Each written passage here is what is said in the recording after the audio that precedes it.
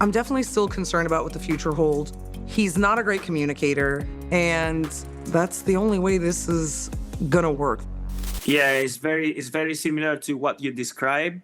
That's why I wasn't able to come yet.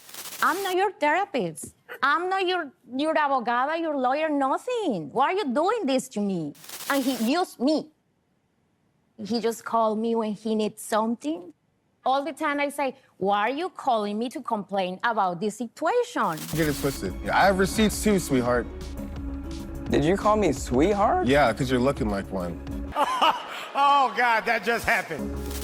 The Single Life has always given us some of the most awkward, entertaining TV. It's always the weirdest cast members who come back to start dating all over again. And this season did not disappoint. We have some truly embarrassing moments from codependent exes to just plain weirdos. Chantel was previously married to Pedro for 6 years. Their marriage left her feeling like she was not receiving the love she deserved. Pedro and his family even used her to get citizenship. Good for her that she got out of that relationship. Better late than never. Gonna get ahead of myself. I would like a Greek man.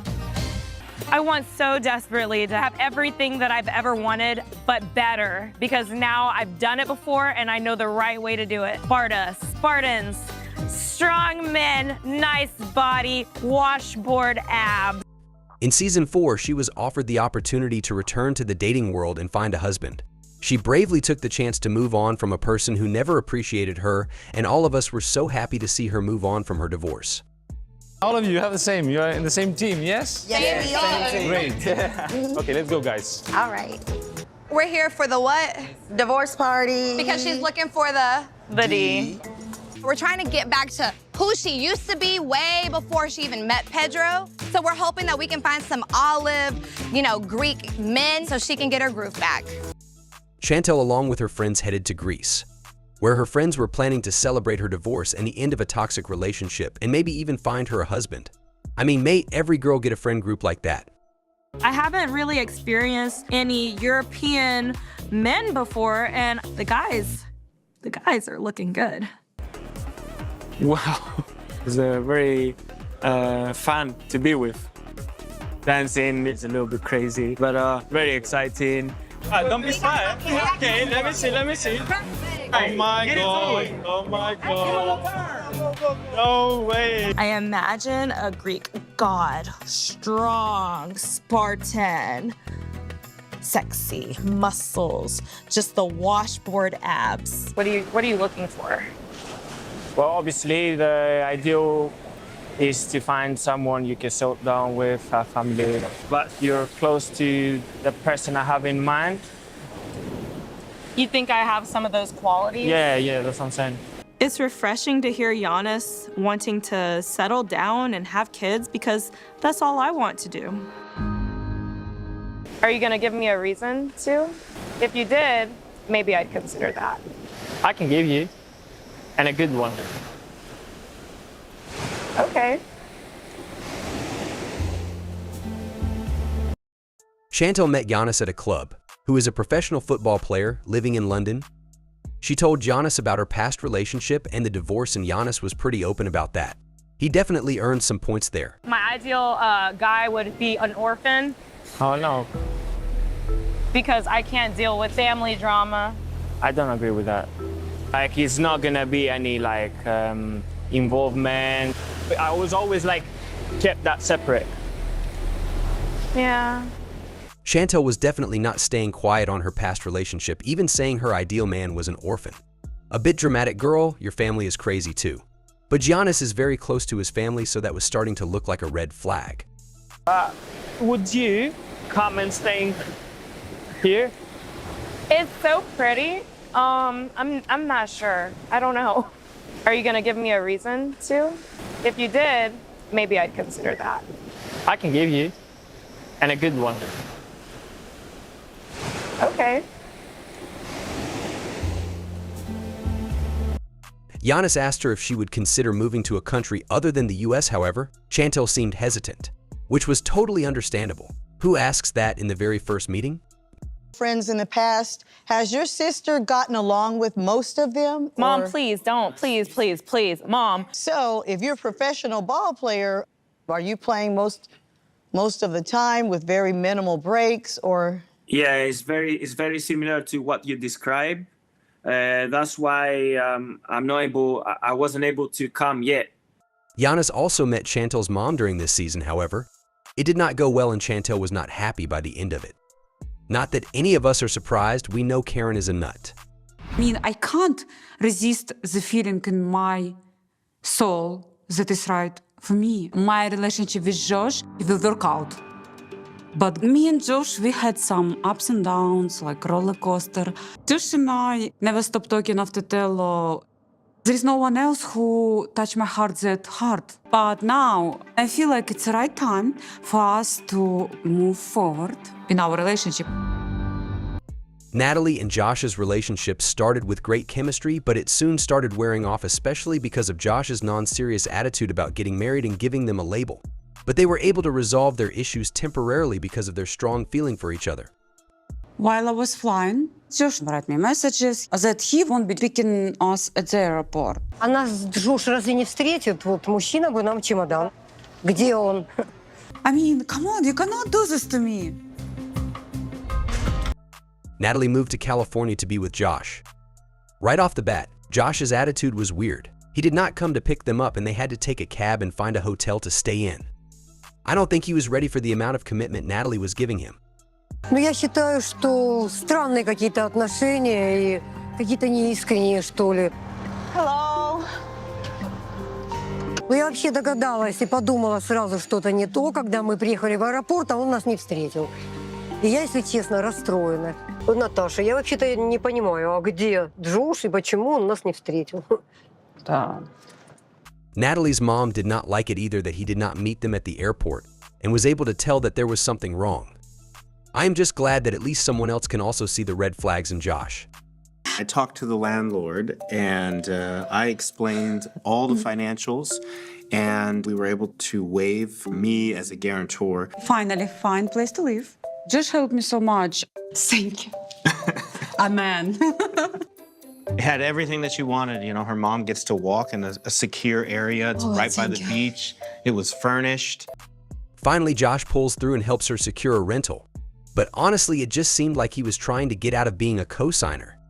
He helped her get a house, a car, and even references with jobs as well, which made both her and her mom really happy. Josh, I don't know what to tell you. What's going on with me?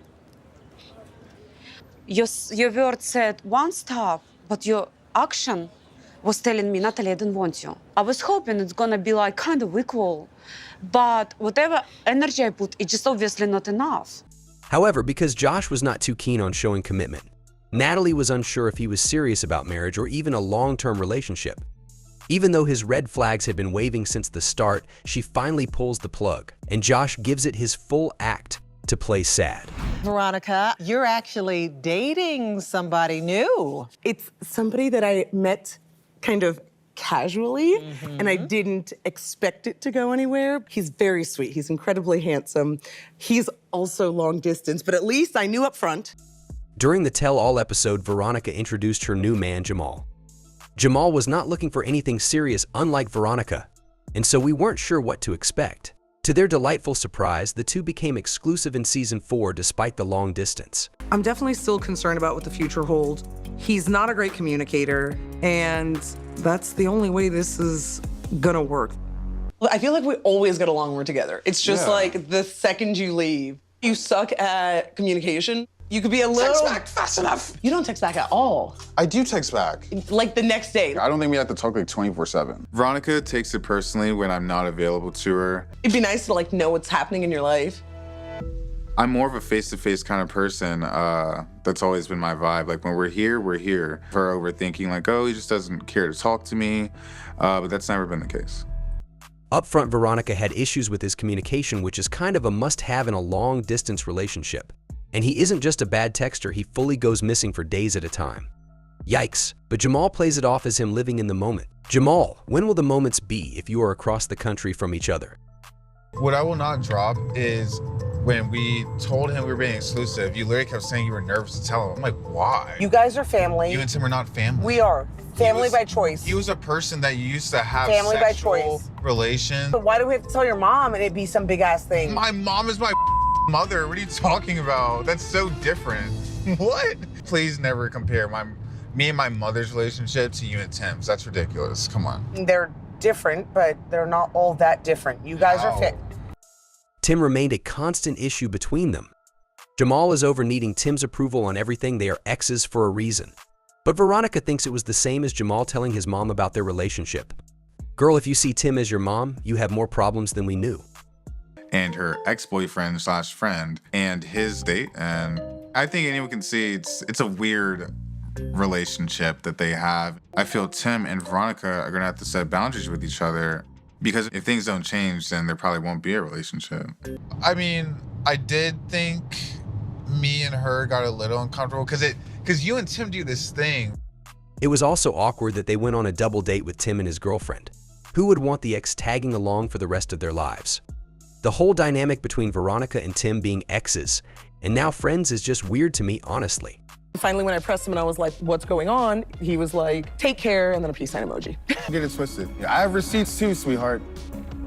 Did you call me sweetheart? Yeah, because you're looking like one.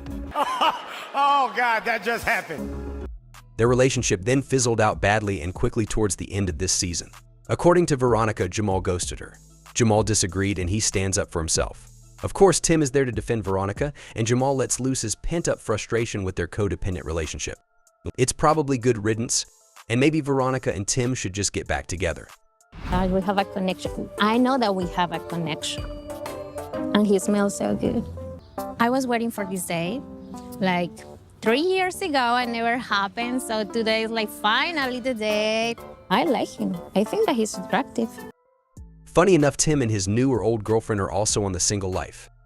Tim Malcolm met his ex-girlfriend Louisa, with whom he had previously dated and split 3 years ago. Louisa was so excited about their first date since she had been waiting for this to happen for years.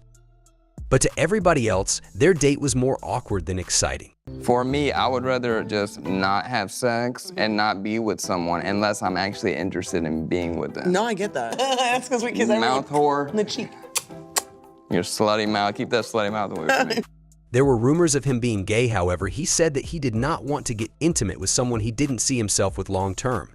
Even his ex-wife did not understand his stance on this. You're a slow person. And I'm very I'm Southern, you gotta understand. We do things slowly. Looking for love, I am looking for a long-term partner. I just wanna get to know them. I'm not looking for notches in the belt. I'm looking for a sustainable long-term relationship. Tim wanted to take things slow and steady. At least Southern gentleman sounds better than germaphobe. But it seemed like Louisa didn't care either way. She was going to push for a relationship full force.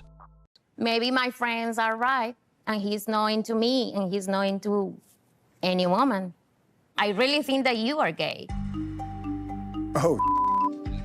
I'm sorry. I'm sorry. Tim's decision not to have sex with his girlfriend until he is sure that he wants to marry her does not go well with Louisa. She full-on accuses him of being gay at the reunion. I'm not your therapist. I'm not your abogada, your lawyer, nothing. Why are you doing this to me? And he used me. He just called me when he needs something. All the time I say, why are you calling me to complain about this situation? Or for you to say Tim used you, that's just so funny to me. Because Tim has accused me of using Veronica this whole time. I really like him. I have invited him so many times. All the time, he say he's sick. And I say, can you stop after the concert to see me, to say hi? He say, no, I can't. Friday is for boys. Beyond his sexuality, she just felt downright used. He would call her for emotional support, but wouldn't provide a full relationship. She even accounts for all the random excuses he would give to avoid being alone with her. Honestly, she is bringing receipts on this gay accusation. I drove yesterday 19 hours nonstop from Las Vegas to San Antonio to move in with my girlfriend and her daughter. Good morning. Come on, babes. But Megan's a beautiful person, and I'm madly in love with her, and I don't see myself spending the rest of my life with anybody else but her. John met Megan, a single mother, on Instagram, where they immediately clicked because of their similar sense of humor. 4 months later, they met in person, and soon after, John moved in with Megan. That was a huge risk on Megan's part, considering she has a daughter to think of too. Well, do you want to meet meet the daughter? Well, I'm gonna have to meet the daughter, right? If we're gonna be together and make this work and stuff. So I wouldn't meet the daughter, and now she's a part of the whole thing. obviously, I have plans of seeing how this continues to grow. Although he did not seem ready to be a stepfather, he wanted to go along with meeting the daughter to continue to show his commitment to Megan. I think his friends are just trying to scare him away. I mean, John's not really the responsible type. John is like a child. You have 2 child for sure. Enough. Enough for what? Enough. The barraging, the questions, and... However, there are quite a few red flags in their relationship. John does not have a place of his own and is living with his younger brother. Even his brother thinks he is not responsible. I don't know what else did Megan have to hear before breaking off with this one. She already has a child, she does not need another one. Well, on top of that too, like, you're gonna have to be something that you said you don't want to be, which is a dad. Do you want to have more kids? Like, I've always said, like, I wanted to have, like, 2, like, 1 girl and 1 boy. Well, John definitely doesn't want one. Even though their chemistry was good, they were moving too fast and had different expectations from the relationship. Megan wanted marriage and children while John was not sure about marriage and was adamant on not having kids, even though he wouldn't admit it. Hearing major life decisions through the grapevine is not how you would expect it to go. I want River to be my daughter, and I love you. Love you, baby. It's beautiful. Oh, I'm so proud of both of you. And I'd never meet anybody as beautiful and someone who has got such a great soul as you do. And Megan, I don't know if we heard that answer. Oh, yeah. But against all odds, they actually ended the season with a proposal. I love that John's family was transparent with Megan, but that they are supportive in the end. What a cute family to be. Ruben to Cuban, woohoo! I'm willing to meet Ruben on his own turf. I don't want to sit behind closed doors and think about what could have been. It's like hopping into one of those romance novels. Debbie was looking for her next love interest in the US after her relationship with the Moroccan man Usama failed. She then met Ruben online, who is from Miami, and decided to go visit him. And like her son Julian, many were concerned that she was probably going to get taken advantage of by her oddball choice again. Isn't it? Lord, Mom. See, I'm not comfortable with talking about condoms with you. What is going on? Well, I've met somebody. Who is it? His name is Ruben, and he likes me. Well, let's just say Miss Debbie must be prepared. Julian is a very supportive son, but I imagine it is hard for him to watch his mom go all in on men, especially when she is rubbing the condoms in your face. What kind of work you do, Ruben? Huh? What kind of work you do? I'm in lighting. I ran a lighting company for 10 years. Okay. Well, I mean, she has a beautiful smile. I saw her, you know, her nice profile. I love blondes. I've always liked blonde. All the women I think I've ever dated in my life have been blondes. And then we just started, you know, writing back and forth. And then I discovered a lot, you know, how she's very family oriented like me, and, you know, finding those other. And Ruben wasn't helping his case.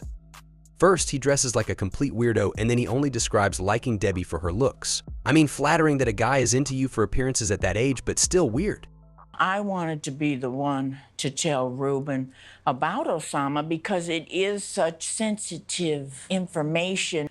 I am not a thirsty woman, you know that. I didn't say you were, Mom, you know. When are you gonna forgive me for going to Morocco? Julian interfered in their relationship and even told Ruben that Debbie was still supporting her ex, Usama, financially, and that he was a 24-year-old. Honestly, if it had been me, I would have done it on purpose. Cut the cord, Debbie. He was a user and still is. I hope we have more time to get together and date more traditionally. I haven't seen anybody for a year because I've been with my mom in the hospital. That's pretty much my life. But do you see other women? No. I mean, look at him, Debbie. The answer is no. And even though we may wish Debbie would pick someone a bit more normal, her and Ruben made it out of the season still together. But let's be real, who is fighting to get with someone like Ruben? How does Debbie have such a normal son when she is such an oddball? Which couple did you think would make it? Did they? Honestly, I never have too much hope with 90 Day. But I am loving the single life and seeing everyone dip back into dating. Like and subscribe to stay up to date on 90 Day content.